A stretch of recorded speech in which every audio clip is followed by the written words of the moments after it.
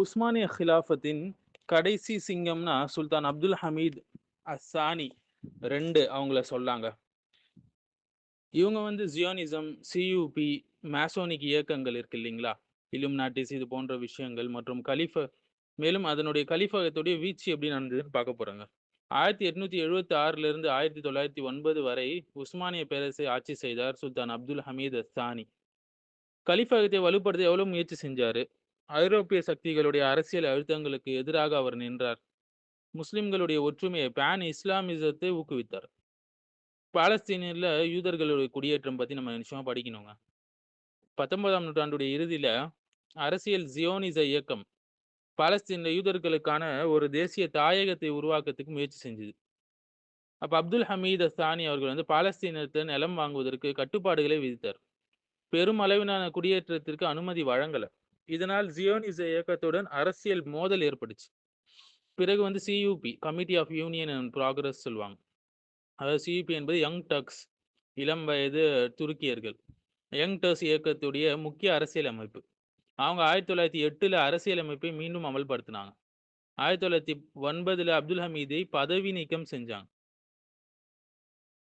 பல வரலாற்று ஆய்வுகளின்படி இந்த இயக்கத்துல சில உறுப்பினர்கள் வந்து ஐரோப்பிய சிந்தனைகள் மற்றும் மேசோனிக் வட்டாரங்களுடன் தொடர்பு கொண்டிருந்தாங்க. ஆனா இயக்கத்தை முழுமையாக ஒரே சதியாக விளக்குவது ரொம்ப விசாலமான ஒரு பகுதி. முதல் உலகப் போர் பார்த்தீங்கன்னா, சியூபி தலைமையில உஸ்மானிய பேரரசு ஜெர்மனியோடு இணைந்து போர்ல ஈடுபட்டுச்சு. போர்ல தோல்வி அடைஞ்ச பிறகு பேரரசு சிதைந்து போச்சு. சியூபியுடைய தலைவர்கள் வந்து வெளிநாடுகளுக்கு தப்பி சென்றாங்க. அப்போ முஸ்தபா கமால் அத்தாதுர்க்னு சொல்றாங்களே, 1923ல துருக்கியுடைய குடியரசை நிறுவினார். அவரது முக்கிய சீர்திருத்தங்கள் என்னன்னா, அப்படி பேசப்படுவது கிலாஃபத்தை ஒழிச்சதை சொல்லுவாங்க 1924ல. ஷரியா நிதிமுறைக்கு பதிலாக சிவில் சட்டங்களை அறிமுகப்படுத்தினார். மத நிறுவனங்களுடைய அரசியல் அதிகாரத்தை குறைச்சார். அரசை வந்து செக்யுலர் அமைப்பாக மாற்றினார். இதுதான் அவர் செஞ்ச தவறுகள். இப்போ சயீத் நூர்சி இந்த மதசார்பற்ற மாற்றங்களுக்கு மத்தியில சயீத் நூர்சி வந்து இஸ்லாமிய ஈமானையும் கல்வியையும் பாதுகாக்கும் இயக்கத்தை உருவாக்கினார். பின்னர் நஜ்புதீன் எர்பகானுடைய வெல்ஃபேர் பார்ட்டி போன்ற அரசியல் இயக்கங்களும் தோன்றுச்சு. வந்து ஒஸ்மானிய பேரரசுடைய வீழ்ச்சிக்கு வெளிப்புற எதிரிகளும் ஒரு காரணம் என்றாலும், முக்கிய காரணம் அல்லாவின் சட்டத்தை முழுமையாக நடைமுறைப்படுத்துவதிலிருந்து விலகியதும் ஒரு முக்கிய காரணமாக இருக்கு. 19ஆம் நூற்றாண்டுல இறுதியில தியோடர் ஹெசில் தலைமையில அரசியல் ஜியோனிச இயக்கம் பாலஸ்தீன்ல யூதர்களுக்கு ஒரு தேசிய தாயகத்தை அமைக்க முயற்சி செஞ்சது எவ்வளவோ. அந்த காலத்துல பாலஸ்தீன் வந்து உஸ்மானிய பேரரசுடைய பகுதியாக இருந்தது. எனவே அங்க குடியேற்றம் மற்றும் நிலம் வாங்குறது போன்ற முக்கிய முடிவுகள் சுல்தான் அப்துல் ஹமீது சானி அவங்களுடைய அரசுடைய கட்டுப்பாட்டுல இருந்தது.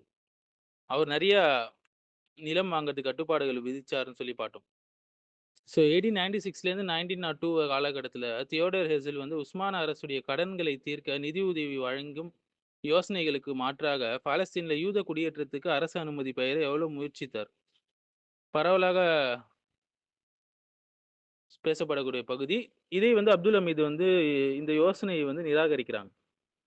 என் பேரரசுடைய ஒரு அங்குல நிலத்தை கூட நான் விற்க மாட்டேன் என்று. அது எனக்கு சொந்தமானது அல்ல, அது என் மக்களுக்கு சொந்தமானது என்று.